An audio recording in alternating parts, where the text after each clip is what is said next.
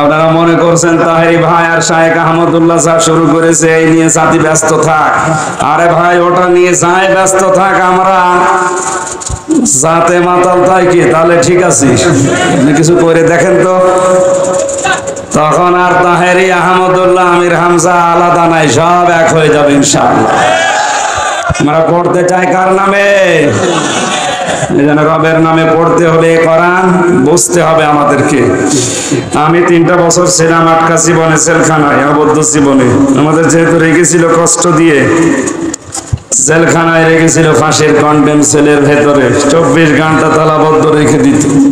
অথচ আমার যে মামলা, ও তো মূল্য চুরির মামলাও না, মূল্য চুরি করলেও মানুষকে ওইভাবে রাখে না। কে কোথায় সংসদ ভাঙতে গেছে, আমার ওয়াজ শুনে নাকি উদ্বুদ্ধ হয়েছে। আমি রিমান্ডে 10 দিন বলছিলাম, স্যার আমার একটু দেখান তো যে কোন ওয়াজ শুনেও পাগল উদ্বুদ্ধ হইলো দেখি।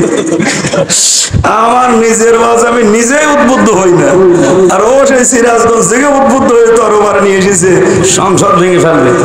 আর সংসদ তরবারে নিয়ে ভাঙা চায়?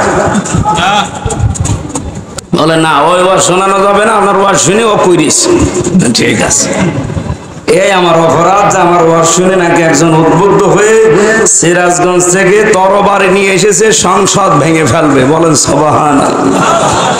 শয়তান এগুলো শোনে আর হাসে। আল্লাহ, আমরা শয়তানি করব কোথায়?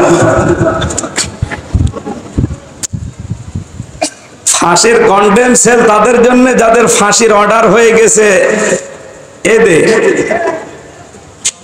আমার তো এখনো বিচারই শুরু হয়নি, তা আপনি আমারে যেভাবে রাখলেন, আমার অধিকারগুলো নষ্ট করলেন, যোগাযোগ বিচ্ছিন্ন করে দিলেন, তাও 1-2 দিন 5 দিন না, 3 বছর একাধারে, এদিকে 2.5 হাত এদিকে 3 হাত, 24 ঘন্টা তালা মারে রাখলেন। আপনি একটু বিবেকে বাজলো না?